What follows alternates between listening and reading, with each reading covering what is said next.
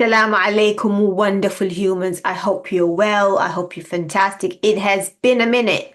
It's been a really, really busy few weeks, which I will talk to you about in later episodes, not now. So keep an eye out for that. However, I managed to squeeze in some time today to talk to you about this important topic. And this has to do with the difference between the strategies that you'll need to lose weight versus the strategies that you need to maintain that loss. Because honestly, a lot of people don't have issues losing weight. A lot of the women who come into my world and inquire about my services, one of the most common things that I hear is, "Hey, Yusra, I've lost weight before. I know what to do, right? But it all came back when I stopped the diet," right? The fact of the matter is what you need to do to lose weight isn't what you need to do to keep the weight off. These are totally two different things, right? Now, because I don't want to miss anything because it's such an important topic. For once, I actually have notes prepared. I'm usually someone who just speaks. I work better that way. It helps with my stammer. But today I thought, you know what? I want to make sure I hit all the important points. We can be really helpful for people. So I thought I would prepare some notes. For those of you who don't know me, I am Yusra Ishaq. I'm a health and fitness behavior change coach working with amazing women from all over the world. I usually work with women who've tried everything out there, and they're able to achieve their goals but haven't been able to sustain them or haven't achieved their goals at all. So I'm almost like the last resort for people. So welcome to my world and welcome to that behavior change show. So let's get the show on the road now. Losing weight, losing body fat is a balance game, all right? If you consume more calories than what you're burning, right, you're going to gain it because your body's going, "Hey, this person has given me more energy than I need. So what am I going to do with all this extra energy?" And it goes, "I know I am going to save it for a rainy day." The same way if someone gives you 2,000 pounds, right? And you only need 1,000 pounds, you're going to go, "You know what? I only need 1,000 pounds. So I am going to take this extra 1,000 pounds and I'm going to put it into a savings account or something like that for a day when I'm going to need it." Weight loss, I know I've simplify this, but it's more or less the same thing. If you're consuming more energy than what your body needs, right, then it's going to store the excess. If you consume the same exact energy than what your body expands, than what your body needs, so calories in equals to calories out, you maintain your weight. Someone gives you 2,000 pounds, you need 2,000 pounds, you spend the 2,000 pounds, you don't have anything extra, right? If you consume less calories than what your body needs, this is when the body goes, I need more energy than what she's giving me. How do I get all this extra energy? It's going to go, we have the savings. We have stores. I can go dig into my stores and take the energy that I need. The same way, if you need 2,000 pounds, but you only have 1,000 pounds, you're going to go into your savings and grab the extra 1,000 pounds. And that is how you reduce your weight. You reduce your body fat. Now, the strategies that you're going to need to create the deficit, the difference between calories in and calories out, almost any strategy is going to work as long as it gives you the benefit. This is why you see people who go on keto diet can lose weight. This is how you see people who cut out sugar and cut out the cakes and cookies. They can lose weight. Why? Because by cutting those stuff out, they're creating the deficit that they need and they're going to shift the body fat. The scale is going to go down. When you're on keto, you're reducing a whole food group, right? Carbohydrates. People on keto consume less than 50 grams of carbohydrates a day. Yes, you're going to lose weight if you do it smartly. But here's the problem. The problem comes when it comes to sustaining this strategy. Unless you can go keto for the rest of your life, you're not going to keep the weight off. Unless you're going to cut out cakes and cookies for the rest of your life, the weight is coming back. So the strategies that you need to shift that weight can tend to be more restrictive. They tend to be more short term. And yeah, you're going to fit into that wedding dress, right? But what happens when you start to eat normally again? This is what I often hear. When I went back to eating normally again, the weight came back, right? So today I wanted to talk to you guys about, okay, you've lost your weight, fine, but what kind of strategies do you need to think about when it comes to maintaining that loss that you've achieved? Because honestly, it's not fun cutting stuff out, struggling, depriving yourself, canceling out social events because you don't know whether the meals there are going to be aligned to your weight loss goals or not. Do you know what I mean? Being anxious every time you travel because you're going, oh my God, I'm traveling, I'm going to eat out. I don't know what to do, right?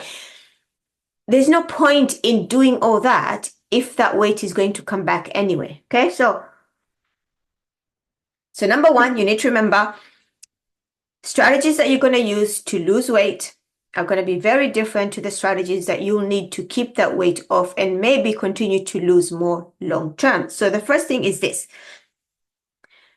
For long-term weight loss and maintenance. Before going back to that, people often say diets don't work. Diets can work. Diets can really work, but it's the approach that people use. That is the problem, right? The approach is usually using a strategy that doesn't align with them. The approach is, issue is not focusing on the behavior change and all of these things. So diets can work, but people do them wrong. So back to my point. What do you need to think about if you want to lose weight long term and sustain that loss? And that's beyond weight loss as well. It's for health. Do you know what I mean? What do you need to do to be healthy long term for the rest of your life? Number one, you need to understand the basics of nutrition. A lot of people don't understand the basics of nutrition. And because they don't understand it, they focus on things that don't really create a huge impact as far as their goals are concerned. They focus on things like cleanses and detoxes and slimming teas and, drinking 10 cups of green tea a day. They focus on, I'm going to have my apple cider vinegar in the morning or lemon water and all of these things, right? These are not the strategies that are going to keep you on the journey, that are going to sustain your weight loss, right? There's certain things that you need to understand nutritionally, certain things that you need to understand exercise-wise, right? For you to be able to move the big rocks, there are certain actions that will make a huge impact to your journey. Example, one of the issues that we see when it comes to losing weight is the upregulated hunger, right? Upregulated appetite. People tend to be hungrier, and this is the body's defense mechanism as you lose weight, especially if you're losing weight by only decreasing your food, right? While ignoring resistance training.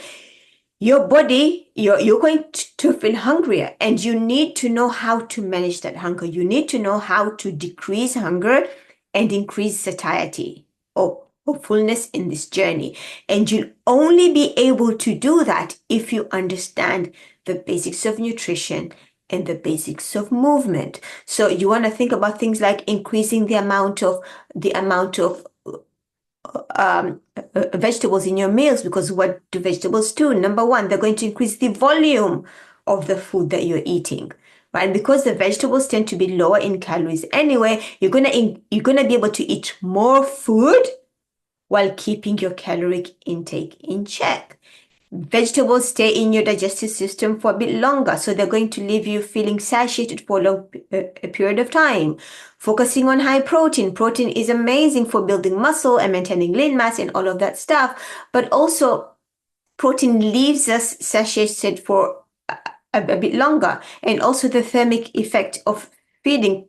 The body uses more calories from protein to digest the same protein. Example, if I consume 300 calories worth of chicken breast, 30% of that, the body is going to use to burn this chicken breast itself. So that means I'm literally only consuming 200 calories of 200 calories instead of 300 calories. So there are these certain things, certain big rocks that you want to focus on, right? That's going to help you shift that weight a lot better and in a more sustainable way, and allow you to keep it off just by understanding what these rocks are. There's literally 20%, right, of things that you need to do that's going to give you 80% of your results. And this is what people don't understand. So that's the first thing, understanding the basics of nutrition and the basics of movement. The second point is being strategically flexible. I can't emphasize on this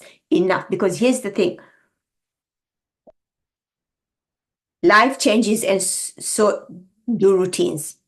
Every day is not the same, right? So you need to know how to adjust your nutrition and your movement and your strategy depending on the season of life you're in or on how that day is going. And this means adapting your strategies depending on your current circumstances. Example, you're someone who likes to meal prep. On a Sunday, you like to meal prep, right? And that's what's easy for you. That is your routine that works really well.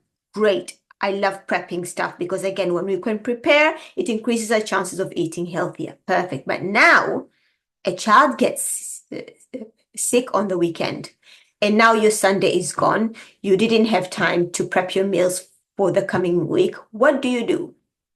Are you going to go say, you know what, because I didn't prep my meals, my whole week is messed up. Now I'm just going to start the diet again the Monday after next?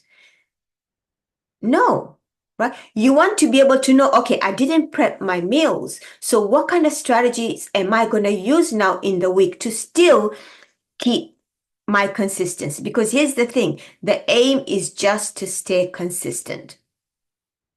Right. So during the week, you could focus on using frozen veggies because it's quicker and faster. Do you know what I mean? You could focus on having canned tuna for protein. You could focus on all of these things that you can focus on.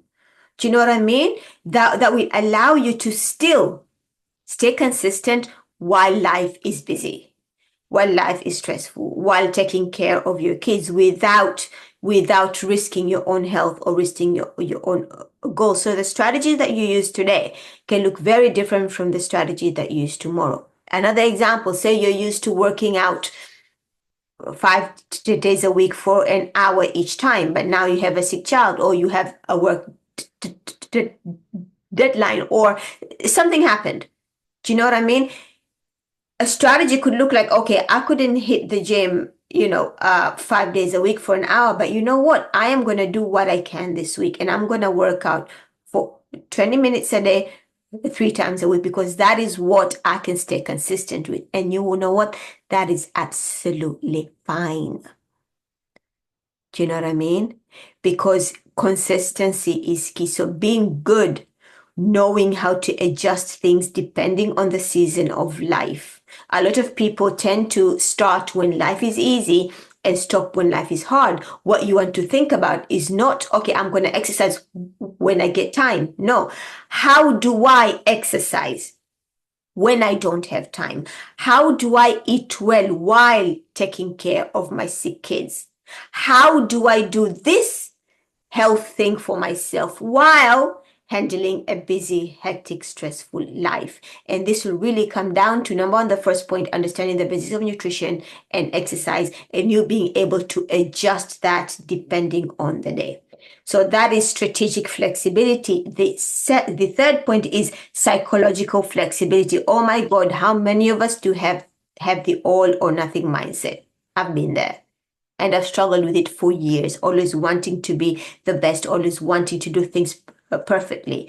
But then you tend to realize that because of that mindset, you're either doing things 100% or you're not doing anything at all. The fact of the matter is we all have limited cognitive capacity. We all have limited willpower. We all have limited determination. We're not going to be able to go 100 every single day because you're human, because I am human. So the language that we use on the day when it's not 100% is absolutely key. Because here's the thing. If you don't get the 5 workouts a week, instead of going, oh my God, I didn't work out for an hour 5 times a week. This week I have failed. My journey is stalled. I've messed up and da da da. If you shift that language to going, hey, you know what? I had a really hectic week, but it's amazing how I stayed consistent. I worked out for 20 minutes because I understand.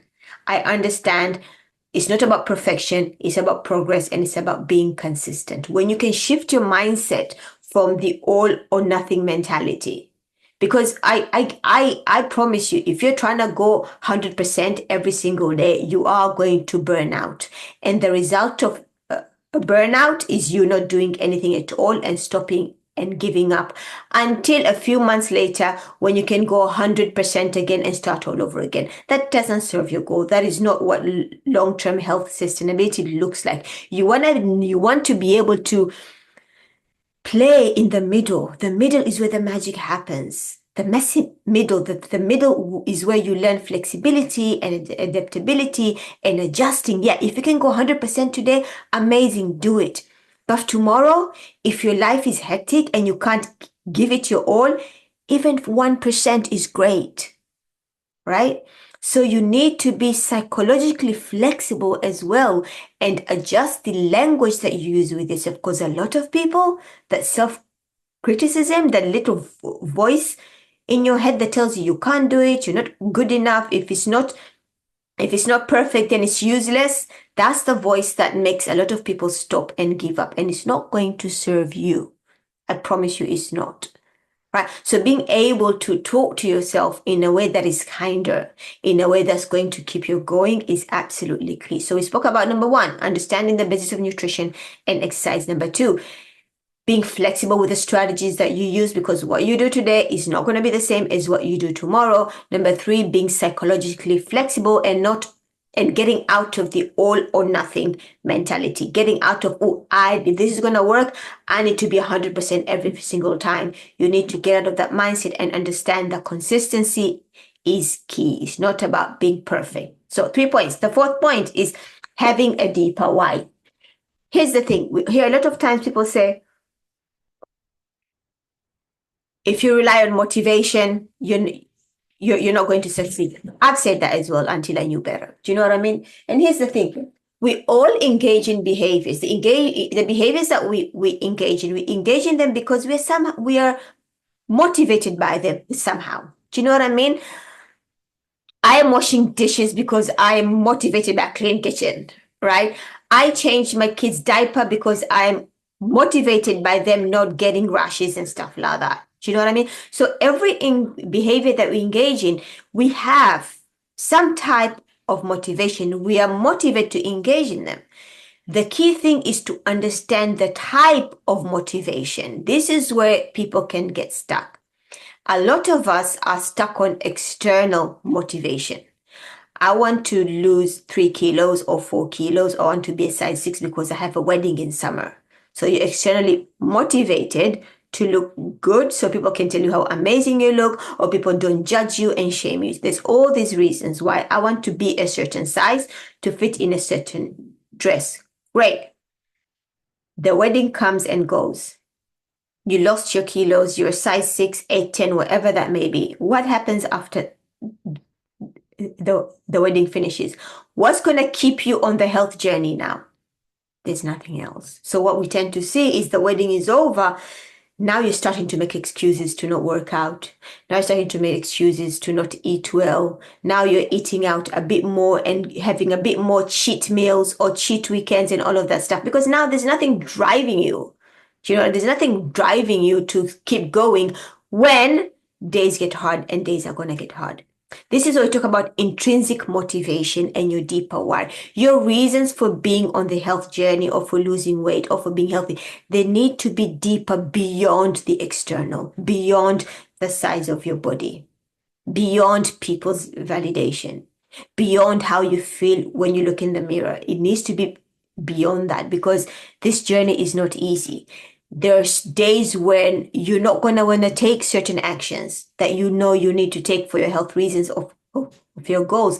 This is where aligning your reasons with your values in life become key. I'll share my values. I value three things. Number one, my deen, my religion. I look after myself because Allah told me to. Because then he's going to ask me on the day of judgment, I gave you health. What did you do with it? I gave you a healthy body. How did you treat it? I gave you a healthy mind. How did you treat it? Allah is going to ask me, and I pray and hope, subhanAllah, that I have good answers. When I'm healthy, physically and mentally, I am able to worship my Lord better. With calmness, without aches and pains when I'm praying. Right. So by me being healthy and fit, it allows me to be a better Muslimah, inshallah. Right. The second value of my life is my family. I love my family to bits. I have 4 children, alhamdulillah. I have a wonderful husband. I have wonderful parents. I have wonderful siblings. Right.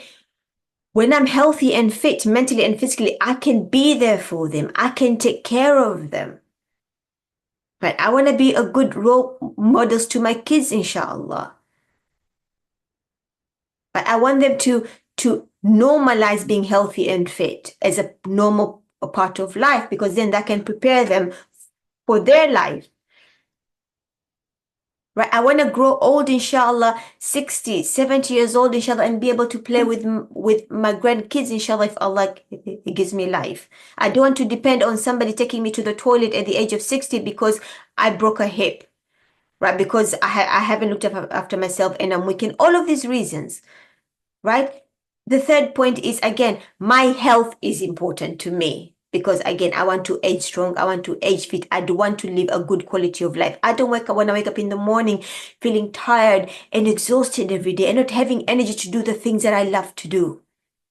Right? So my values are very much linked to why I am doing what I'm doing. And what this means is, even on the days when I really don't have the willpower, because like I said, we all have limited willpower. So even on the days when I don't have the power to take these actions, I'm still going to get up and I'm still going to take these actions because of my why.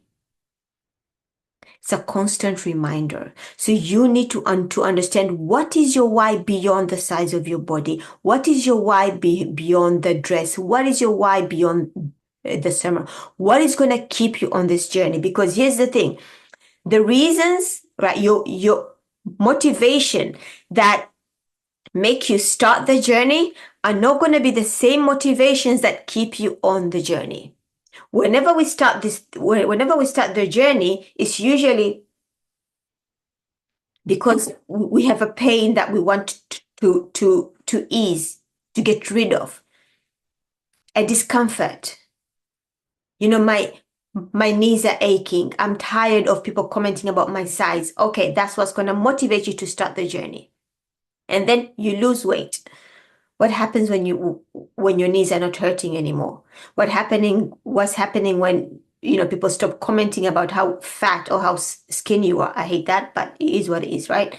What happens when those motivations that got you started are gone, right? So now is the deeper why. It's like, okay, who do I want to be 5 years from now? How do I want my health to be 5 years from now? How do I want to grow old? What do I want to teach my children? What are my children catching from me? Children catch stuff from us. They don't do what we tell them, they do what we do. So every behavior that we engage in, they watch it, they see it. What are they catching from you and me? Right? So you need to have that deeper why to keep you on the journey for those days when you don't feel like doing it, but you're going to get up and do it anyway because you understand why. That's the fourth point. The fifth point is building behaviors. If you look at people who are healthy and fit, and they're able to maintain their weight for life, they seem to do it effortlessly, right? This is because there are certain behaviors that that they've made to be a part of them. As an example, these people don't just mindlessly eat. They don't eat a cookie just because it's in front of them. They're not mindless eaters. Right? If they see a cookie and they understand that they can have a cookie if they want to, but they probably ask us, actually, do I want to have a cookie just because it's there? What else have I eaten in the day? Like ultra processed. I'm all about indulgences. You have unconditional permission to eat anything you want, but you don't have unconditional permission to eat everything on the same day, right? You can have a cookie if you want, provided it's within a balanced diet. So these people are careful with the things that they eat, and they've practiced this for so long. They've put the reps under the bar for so long that it's just a part of what they do. These people, they don't sit around for long hours not moving. They like to move their body. Do you know what I mean? They may be walking every day, or they count their step counts, and they exercise a few times a week. So these behaviors that they're doing, right? These people, they prioritize their sleep. They sleep well. They focus on having good quality sleep, right? And long enough. And I understand, as mothers, especially if you have young babies, sleep can be, right? Especially if you're perimenopausal as well. I understand it's hard. Insomnia is one of the symptoms of perimenopause, right? But there's still certain things that you can do to improve these conditions. So these people, they sleep well. Do you know what I mean? They focus on making sure they don't consume a lot of ultra processed stuff. They focus on minimally processed stuff. And because the majority of the meals are minimally processed, right? They know they can have their cookies and cakes if they choose to, if they plan for them.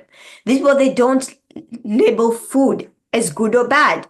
Food comes in a spectrum. Do you know what I mean? They understand it's about choices. Hey, I can have my cake if I want to. I just know that I probably shouldn't have cake, cookies, crisps, sodas on the same day. So there's certain behaviors nutritionally, right? Physically and sleep-wise, psychologically, right? There's certain behaviors that these people have, they've practiced for a long time, that they've just become automatic to them, right? And this is what you need to build certain behaviors, habits. Just because you're watching TV at 9 p.m., it doesn't mean you need to have bowls of crisps and cake, because that's when all those things come out, right? Oh, my show is coming on at 9. You're grabbing your tea and cookies and crisps and chocolate cake and all of these things. They all come out. You've been so good in the day, right? But then at night is when they all come out. You're not even hungry, but it's a habit that you've built, right? So just understanding, number one, what habits do you have that are not serving your goals right now?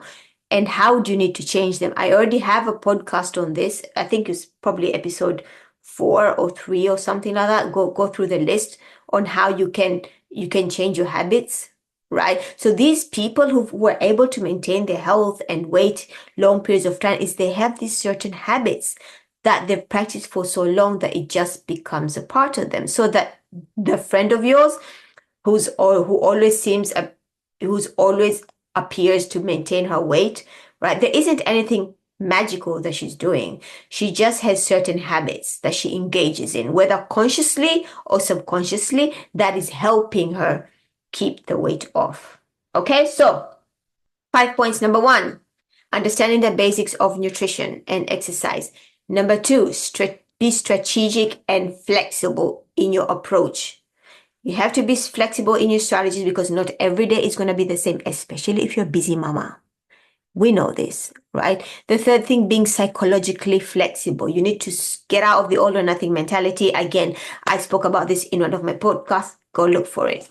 Okay. Number 4, you want to have a deeper why. The wedding, wanting to be a certain size for the wedding, isn't what's going to keep you in their journey. It may be a reason for you to start, but it's not what's going to keep you there. And number 5, you need to understand habits and behaviors to build that is going to keep you in the journey. Make them automatic. You start with a behavior. The more you engage in that behavior, it turns into a habit and it becomes more automatic. Okay, so these 5 points, I hope you've been taking notes. Take some time to think about it. And here's my question for you. A little bit of reflective exercise. Think about of all the times you've lost weight. Why do you think you regained it back? And I bet you one of the reasons is going to be, well, when I went back to eating normally, it came back. When life got stressful, when I was out of routines, I just stopped everything altogether. Right? It's usually one of the reasons because it's easy to be consistent. It's easy to exercise, to eat well when life is easy. We can all do it. Right? But the challenge is knowing how to do those things when life is hard, when life is stressful, when you have so many responsibilities and other priorities. That is when these long-term approaches become key. That is when these 5 things that I've spoken about become key. Okay, I hope this was helpful. I would love to hear some feedback if it was helpful for you. One last thing, I am starting, Alhamdulillah, I'm at capacity right now. I only have 1 more spot left for 1-to-1 January at the current price because my 1-to-1 prices are going up in February, inshallah. However, you've been wanting to work with me for a long time and maybe the investment is in there. I'm going to run a 21-day habit challenge in January, which I think would be a great place for those of you who don't know how to build healthy habits, right? It would be a great place for you to start building these healthy habits. It's not going to be expensive. It's going to be affordable because I want to help more of you, inshallah. So if you're curious about that, just email me back, just message me, and I can give you more details about that. Until then, I shall speak to you next time, inshallah. Assalamu alaikum.